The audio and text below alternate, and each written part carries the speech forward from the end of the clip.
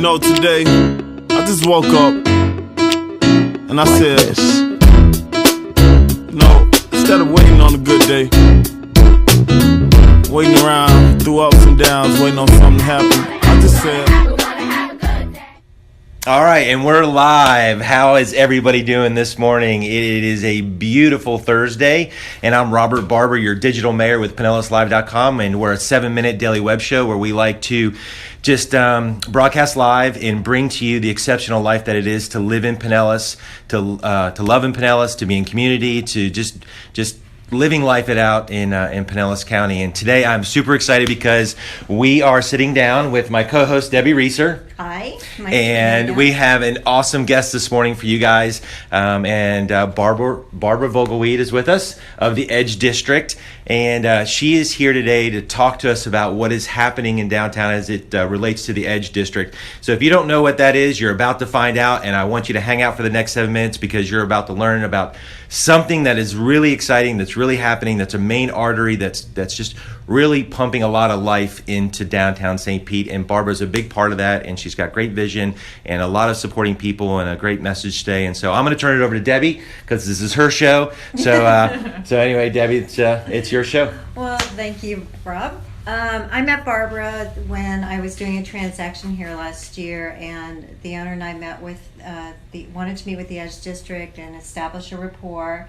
And it's just a great little district. It's so vibrant. Barbara's so vital to it, and we're both involved with a lot of things that go on in St. Pete with what's going on with the city. She's very knowledgeable. So I want you to start by telling what the acronym EDGE means. Well, it means entertainment, dining, galleries, and etc. So we have, we chose that name about 2.5 years ago, to reflect the eclectic spectrum of what we have in the district. And it is eclectic because one of the etceteras is creative clay, which really adds to the dynamic of this area because it's a nonprofit for it's a challenge. It's a cultural arts center Right. for people with disabilities. Right. Yes. Yes, Awesome. it's wonderful. It's right on Central Avenue. It's one of the oldest, I think it's the third oldest remaining business in the Edge District. That's awesome. And how did you get involved with the Edge District? Well, maybe we start with your story. Yeah. Oh, So what's your yeah, story? start with your story. So what's My your story? Because it's a great story. Okay, my story is I'm from North Dakota, so I'm a North Dakota native, and had this idea of becoming a lawyer, and so I had a long legal career, and then I chose to go into nonprofit work. So most of my life really was spending teaching students in law schools, both in North Dakota and down here at Stetson. But So Stetson's what kind of brought you here? It definitely brought me here, but Okay. we visited, my partner and I visited and found what was great about St. Pete. It just felt like home because it had that small town community feel, but it had all the sophistication and culture of big city and especially the arts. I mean, that really drove the decision home to come here, and it's been incredible. We absolutely love St. Pete. Yeah, no doubt. And how did you get involved with the Edge District in particular? After retiring from teaching and doing more nonprofit work, I really wanted to focus on community building. And so this opportunity arose. The Main Street had just been accredited, the Edge District Main Street, and they needed a new executive director. And when I heard about the job, it just combined all my interests, again, community building, but having that that great growth factor, being in the place it was at the time, about two years ago, and meeting people and just being a part of something really exciting. For those out there that don't know what the Edge District is, maybe you can kind of give us a geography. It's very simple. MLK to 16th Yep. on the east and west, and First Ave north and south on the north and south. So you got it. That is really simple. It's very small, very close to downtown, the downtown core. Seven blocks and about 100 businesses, to give you an idea. Oh, wow. Can you talk about the diversity of the businesses? Like 16 restaurants? 15 right now, 4 possible slated in the next 6 months to a year. So it's really a restaurant concentrated district. But, part of the diversity here is the old businesses, the established businesses like Ferg's and Cafe 1001, one of the original businesses in Creative Clay, to, many new businesses just in the past 6 months. From vintage things and antiques to upscale home furnishings and coastal chic, and professional services. From the tattoo parlors to the law firms. Right, we have a law firm here. We have several actually in the district, and just a little bit of everything. Microbrewery, a lot of other places to have fun. An escape room. We now have an escape room. Yeah, they're popping up everywhere. We have a real diversity of businesses. Which I read this morning that the escape room's having some kind of special thing to do with Halloween. Yes. That you can lock yourself in and be terrified. Yes. Well, we're about 6 minutes into our 7 minutes, and it goes fast. But, again, we wanted to spend our time today to just really promote, again, the exceptional life that it is in Pinellas County, and specifically the individual parts that make up the big puzzle in the Edge District. And Barbara's a big part of that. And so you're getting to learn a little bit about the Edge District today. But and Barbara as well, but let's maybe spend the last minute. And guys, we are gonna end at 7 minutes, but we're gonna let it go on a little longer. So if you want to jump off after 7 and you're 7 minutes with us today, that's fine. But we are gonna spend a little more time with Barbara because she just got such a good story, and we want to spend more time. So, Barbara, as we round out our last minute of our show, we always like to impart people with a little bit maybe of advice. And so something that you said is you took that transition, and so I'd love to get your perspective on this. Professional career, academics, teaching people, that's giving in a way, but you made the decision to maybe jump into community and building something a bit more about that. So maybe if there's someone out there who's trying to think about getting involved, what advice would you give them? I mean, how do you make that transition? What's that all about? Yeah, reach out to your local neighborhood associations or your business associations if you're in business, and really take ownership and invest in the future of your environment and your community. Just go attend something, even if it's we have a lot of master plan meetings in this city. Share your voice and your input and your perspective. That's what makes our community as rich as it is. And so just, you don't have to dive head first and commit 100%, but just see what's out there and get active, get out, don't stay home. Dip your toe in the water. Dip your toe in the water, exactly. Yeah. That's what it's all about here in St. Pete. That's awesome. That's awesome.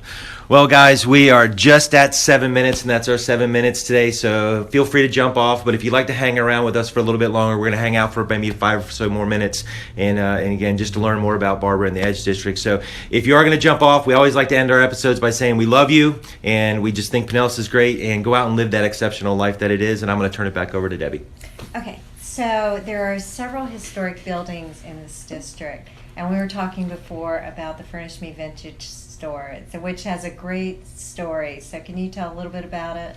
So just, this district really developed in the late 1800s, 1880s, and because of the Orange Belt Railway, that was really the first focal point for people to come into town. So this end, MLK, which was then 9th, and First Avenue South, which was then Railroad Avenue. In 1885, I believe, was the first train arrived, and because of that development, Furnish Me Vintage was the train track went right behind Furnish Me Vintage. That building was, next to a barn and a dropping area and a lumber yard. The top floor of Furnish Me Vintage was housed with chickens, so there was a lot. It was literally filled with chickens, and the current owners have some historic photos and things that they keep of the building, but they're finding treasures in that building and nuggets like that one. Well, it was interesting to me when my buyer bought the building at 1101 that there was a CSX easement that goes across there, and if you look at that Furnish Me Vintage building, it's not a rectangle because the the railway easement goes like it's right across their property, so it's kind of at an angle there. And you see it starting back even further along Booker Creek at the other end of our district, where it slices through. It goes underneath the Fusion area and between Fergs and Fusion, and cuts across. And the terminus was over here. And so I think the first census, it was in the late 1890 actually, was the first census in St. Pete, 273 people, most of whom lived right at this corner over here. And so this area really did develop first. And the other interesting fact was Baum Avenue is one of the avenues that is so distinctive to this district. That was the central dividing line for the city until Central Avenue developed in 1903.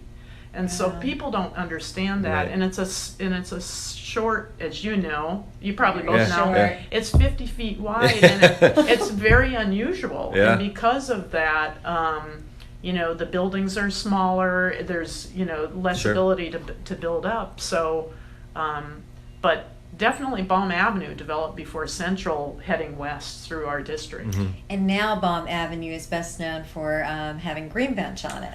Green Bench and Mercado, the Shirley Ann Hotel, Yeah. a lot of historic buildings along Baum Avenue. A couple of things that I did just reading about the district is the Main Street designation. So maybe you can talk a little bit about that, because I know you've gotten some great awards and been recognized for the great work that you guys are doing. So maybe talk a little bit about that. Yeah, the Main Street designation, we were accredited in late 2014, so we've only been around for a couple of years, but one of the first things we did was rename the district. It was the Dome District because of the Tropicana, of course. Sure. And one of the first things the group did that organized the Main Street program was redefine who we are. Who are we really? And so that was part of it. But Main Street, in and of itself, is an accredited national and state program, and so we're really proud of the fact that we go through everything that's required, which is sometimes a lot in terms of keeping the mechanism going to revitalize historic downtown corridors. And so all of our programming centers around that, whether it's doing events or doing other promotional things for the district, really marketing the district, talking about the history of the district, or a lot of the advocacy. We spearheaded the effort to get the master plan, the master plan that we're going through right now, that process. And you were involved in the parking study, very involved. Very involved in parking study. We still work with the city on a regular basis to try to improve our parking situation in the district. And we also recently sought and received approval for an ordinance change allowing us a specialty center status, which is basically open carry for special events, as long as they're managed by our Main Street program. So again, the Main Street program is really the organized effort that brings the community together to try to work on all these projects. Gotcha. That's awesome. That's just, it's something I didn't know about. I mean, you just didn't know that organization or those kind of things were out there. And that's, a lot of times people just drive down streets or neighborhoods and they just see all this stuff happening. They don't understand the levels that are happening above that are making the vision happen and putting those pieces together. Well, and Jeff and you can get involved. Right, absolutely. We would love to have people involved. There are so many projects that we have going on. If you love history, we have the Edge District History Project. Right. Come in and help us with that. Or, again, parking or any number of things. Design. Well, and you have some events coming up, like Folk Fest. You could probably use volunteers for Folk Fest. Oh, absolutely. Or the Christmas. We have Holiday Magic in the Edge. Yes, if you go to edgedistrict.org, we have everything there that you need to know. If you want to support us or become a member, and we have all the information there. But yes, the events are big. We want to bring the community together. That's one way to do it. Oh, and you know what? The other thing, it's easier to get here, or it's going to be easier in November, because Cycle Hop is starting. And today is the day that they start installing the hubs throughout the district. Yeah. There are 10 hubs being installed. Right. Yeah. And Yes. you have where Ours is we're in the soft launch, they're calling it, for the demos, and ours is at 11th, which is the roundabout. Again, we have that one centerpiece in our district at the roundabout, 11th Street, so it's between 11th and Balm Avenue. So it's right on that side street there. You can't miss it. So we're in the first launch. We may have additional bike share stations coming in the future. Yeah, if you guys don't know what Cycle Hop is, it's bike share. It's a great concept, and I think it's, again, the walkability, the drivability, the ease of getting around, and there's a trolley that comes down here. It's very easy to get to without having to drive here. And we really encourage bike and pedestrian traffic. We now have bike sharrows on Central Avenue to allow better sharing of Central Avenue, and so we encourage people to bring their bikes down too. That's awesome. Well, guys, that's about 15 minutes about the Edge District today with Barbara Vogelwede, and thank you so much. Thank you. And Debbie, thank you as always for co-hosting. Thanks for letting me co-host. So, hey guys, you heard about it. It's theedgedistrict.org, and it's an amazing opportunity if you want to get involved and do get off the couch, get involved in your community, and Barbara could use your help. So, thanks everybody. Have a great day.